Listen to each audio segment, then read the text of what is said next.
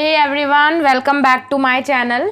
तो चलिए इस वीडियो में हम लोग डिस्कस करेंगे ग्रेविटेशन चैप्टर का नेक्स्ट पार्ट। आई होप आपने फर्स्ट पार्ट कवर कर लिया होगा। अगर नहीं किया है तो मैंने डिस्क्रिप्शन में लिंक दे दिया है, आप जाके उससे चेक कर सकते हैं। तो अभी जो हमारा टॉपिक बचा है, 1 मिनट मैं इसको देख लेती हूँ। हाँ, अभी जो नेक्स्ट हमने लास्ट की वीडियो में देखा था यूनिवर्सल लॉ ऑफ ग्रेविटेशन। ठीक है, यूनिवर्सल लॉ ऑफ ग्रेविटेशन हमारा हो गया था ये। इस वीडियो में हम लोग importance of universal law of gravitation देखेंगे।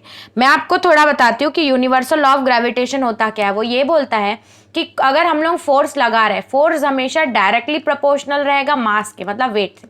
ऑब्वियस सी बात है, अगर ज़्यादा वेट रहेगा तो ज़्यादा फोर्स लगेगा, कम वेट रहेगा तो कम फोर्स, तो डायरेक्टली प्रोपोर्शनल होगा।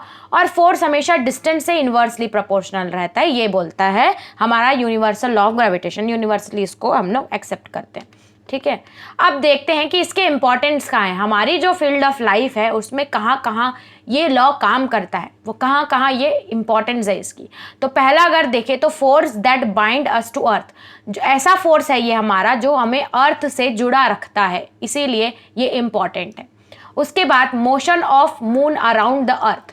हम लोगों को पता है कि अर्थ के अराउंड मून मूव करता रहता है, तो ये मूव किससे होता है? ये भी लॉ ऑफ ग्रेविटेशनल फोर्स से ही होता है, इसीलिए ये इंपॉर्टेंट है।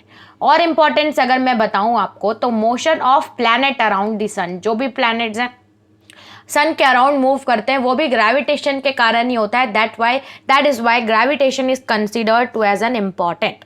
उसके बाद आता है occurrence of tides due to gravity. आप अगर बीच या सी पॉइंट पे गए होंगे तो आपने देखा होगा कि बहुत सारी पानी की टाइड्स बहुत ही फोर्स से आती हैं और ऐसे वापस चल जाती हैं। तो ये भी किसके कारण होता है? ये भी ग्रेविटेशनल फोर्स के कारण ही होता है।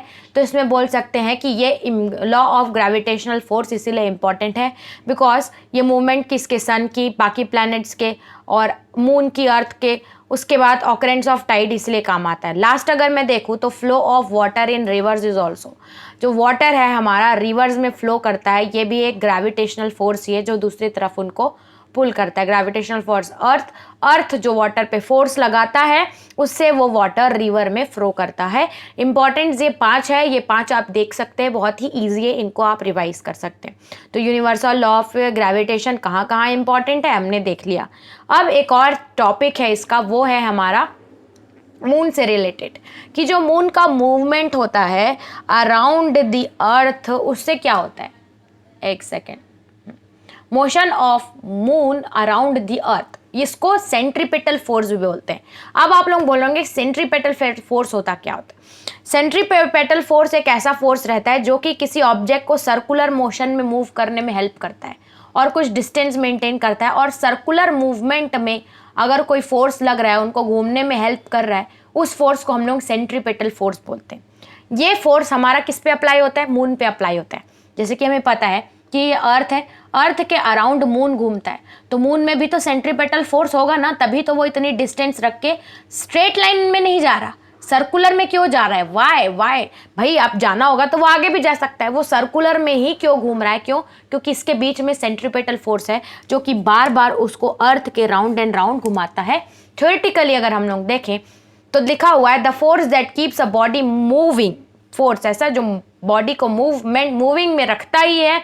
कौन से पाथ में? सर्कुलर पाथ में, एक्टिंग टुवर्ड सेंटर, सेंटर से एक्ट करता है और किसी भी ऑब्जेक्ट को सर्कुलर मूव करने में हेल्प करता है। उसके बाद अगर हम लोग सेंट्रीपेटल फोर्स का एग्जांपल देखें तो motion of moon around the earth is due to centripetal force, मैंने आपको बताया। और अगर सेंट्रीपेटल फोर्स नहीं होता, अगर ग्रेविटेशनल फोर्स नहीं होता, तो मून स्ट्रेट लाइन में मूव करके चला जाता, वो सेंटर अर्थ के राउंड एंड राउंड नहीं घूमता। If there were no gravitational force, then the moon would pursue to a uniform straight line, वो straight line में जाता। ये भी एक इम्पॉर्टेंस आप कंसीडर कर सकते हैं। और सेंट्रीपेटल फोर्स भी मैंने आपको बता दिया।